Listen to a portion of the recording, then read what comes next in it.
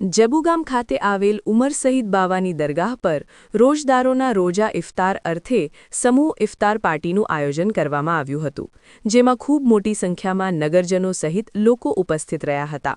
રમઝાન મહિનામાં મુસ્લિમ બિરાદરો રોજા રાખે છે, તરાવીહની નમાઝ પઢે છે, મસ્જિદ શણગારે છે અને ઇબાદત કરે છે।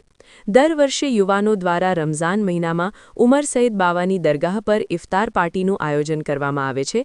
આ વર્ષે પણ દરગાહ ખાતે ઉત્સાહિત યુવાનો દ્વારા ઇફતાર પાર્ટીનું આયોજન કરવામાં આવ્યું હતું, જેમાં સમગ્ર હિન્દુ તથા મુસ્લિમ સમાજના લોકો દરગાહ ખાતે હાજરી આપી ઇફતારી કરી હતી અને દેશ અને દુનિયામાં અમન અને શાંતિ માટે દુઆ કરવામાં આવી હતી।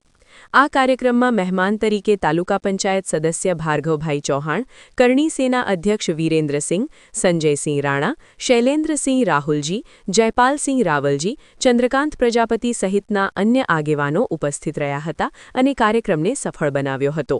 આશા ન્યૂઝ ગુજરાતી રિપોર્ટ ઝહીર સૈયદ, બોડેલી, છોટાઉદેપુર।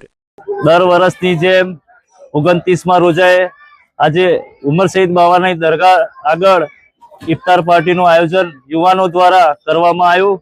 આ પ્રસંગે ગામમાંથી પણ હિન્દુ સમાજના અગ્રણીઓ ઉપસ્થિત રહી ને સૌને સમર્થન મળ્યું, એમનો સાથ સહકાર મળ્યો, તે બદલ એમને પણ આ પ્રસંગે ખૂબ ખૂબ આભાર માનું છું। આ પ્રસંગે 29મા રોજાએ રમઝાનના છેલ્લા દિવસોના અંદર ઇફતાર પાર્ટીનું આયોજન થયું, એના અંદર જબુગામના સર્વ સમાજના લોકો ઉપસ્થિત રહી આ પ્રસંગને નિભાવ્યો છે, તે બદલ આપ સૌનો ખૂબ ખૂબ આભારી છું। જય હિન્દ, જય ભારત।